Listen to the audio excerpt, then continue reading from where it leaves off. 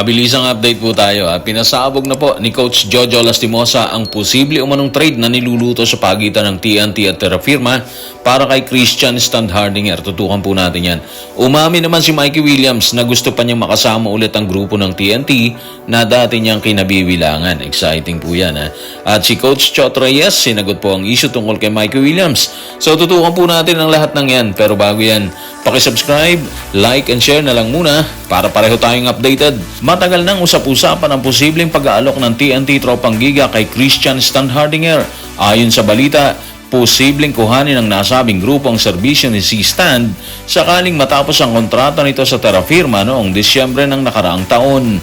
Ang issue ay tila nasagot sa inilabas na pahayag ng TNT Team Manager Jojo Lastimosa. Narito ang kanyang pahayag. Tutukan natin si Coach Jonas sa report ni Ruben Terrado sa Spin. Walang anumang pag-uusap sa side ng management sa kanya tungkol sa interes ng TNT.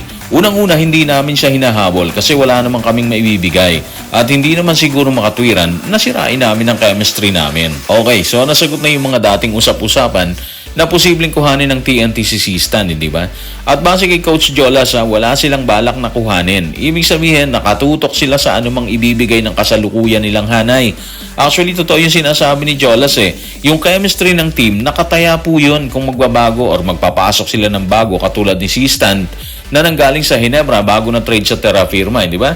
Sa ngayon kasi, maganda yung kartada nila. 6-2 na sila dyan Nasa tuktok na sila ng standing. Kagabi lang, binasag din nila yung Ginebra sa score na 91-86. Kaya parang medyo malabo talaga na maglagay pa sila ng isang katulad ni C-Stand. Kontento na sila kung ano man ang meron sila sa ngayon. Parang yun ang dating Sa side ng Terra Firma na kinabibilangan dati ni C-Stand, open umano sila sa trading. Pero hanggang sa kasalukuyan kasi, wala pa ring balita kung ano na ba talaga yung totoong lagay ni C-Stand dito sa buong kupunan ng Terra Firma.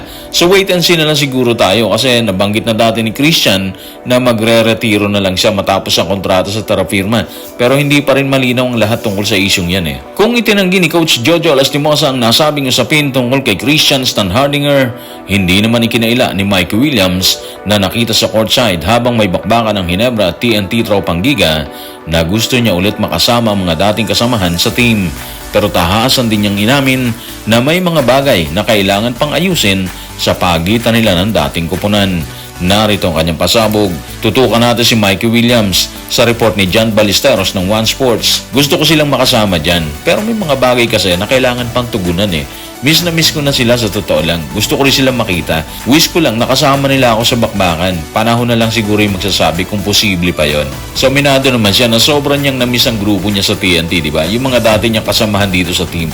Medyo hindi lang talaga sinwerte kasi hindi nila na-plansya ang lahat ng dapat plansyahin para tuluyin siya makasama ulit sa hanay.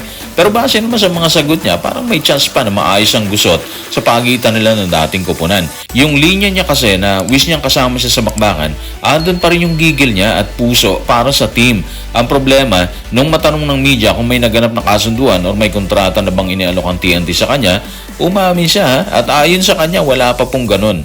Ibig sabihin pa rin yan, kahit andito siya sa Pilipinas, hindi pa rin kumikilos ang pamunuan ng TNT para maayos sana ang anumang gusot sa kanilang dalawa. Sa aspetong yun, siguro maiintindihan natin ng TNT, di ba? Unang-una kasi, leading sila sa standing, 6-2. Tinalo pa nila yung Ginebra, di ba? Kaya parang sa tingin natin, okay na okay ang lagay ng team kahit wala si Mikey Williams. At isa pa rin siguro, napatunayan na rin ng TNT na kaya nila mag-champion kahit wala ang isang Mikey Williams. Naidepensa kasi nila ang title ng Governor's Cup, di ba? So parang base sa kanila, walang kulang sa team. Anyway, parang wala pa namang closure ang ganitong issue So, abang-abang tayo tungkol dito. Matapos magbigay ng pahayag ni Mikey Williams tungkol sa dating kupunan na TNT, nagpasabog naman si Coach Chot Reyes tungkol sa issue. Matatanda ang isa si Coach Chot sa mga trumabaho para muling hikayati si Mikey Williams na bumalik sa TNT. Pero hindi ito nagkaroon ng katuparan. At nang matanong ng media tungkol sa pagbabalik ni Mikey, ito ang naging pahayag ni Coach Chot Reyes. Tutukan natin ang mga sinabi niya sa report ni John Ballesteros ng One Sports. Matagal na kaming hindi nag-uusap. May mga panahon na nagkausap kami. Nakipag-ugnayan kami sa kanyang mga ahente. Ang dami niyang agents na nakausap ko. Hindi ko na alam kung sino talaga. Pero mula nun, nanahimik na kami. Siguro hindi ko alam kung isang taon na. Kahit paano siguro mga 6 na buwan na. Ang liwanag nun wala pa silang komunikasyon kahit andito si Mikey Williams. Kahit sumalang si Mikey or nanood ng laban ng TNT at Barangay Ginebra. kahit nakuha ni Coach Charles Chu ang serbisyo ni Mikey para sa SGA na sasabak sa Dubai. So parang ang tingin natin dito, nananahimik sila hindi dahil ayaw na nila. Tingin ko lang nananahimik sila kasi napagod sila sa lahat ng pinagdaan ng negosasyon. Kasi base kay Coach Chot, ang dami niyang nakausap na ahente ni Mikey. Pero ang resulta, wala, hindi ba? At isa pa rin siguro, kampante sila na hindi kakayanin maglaro ni Mikey sa ibang team kasi andito pa rin sa TNT or nasa poder pa rin ang grupo ni Coach Chot ang karapatan. Laking bagay kasi nung rights nila kay Mikey eh. Walang choice kasi kung hindi makipag-usap talaga siya si Mikey Williams dito sa team. Dinig naman natin, willing naman silang i-trade si Mikey pero ayon na rin sa pamunuan ng TNT, kailangan may magandang kapalit yun. Suma total, hindi nila basta-basta bibitiwan ng dating player kung hindi rin lang pabor sa kanila yung magiging resulta ng trade, di ba? Kaya medyo mahirap to para kay Mikey Williams. Wala siguro talaga siyang pagpipilian kung hindi makipag-ayos sa team kung gusto niya sumabak or bumalik ulit dito sa PBA. So guys, maraming salamat.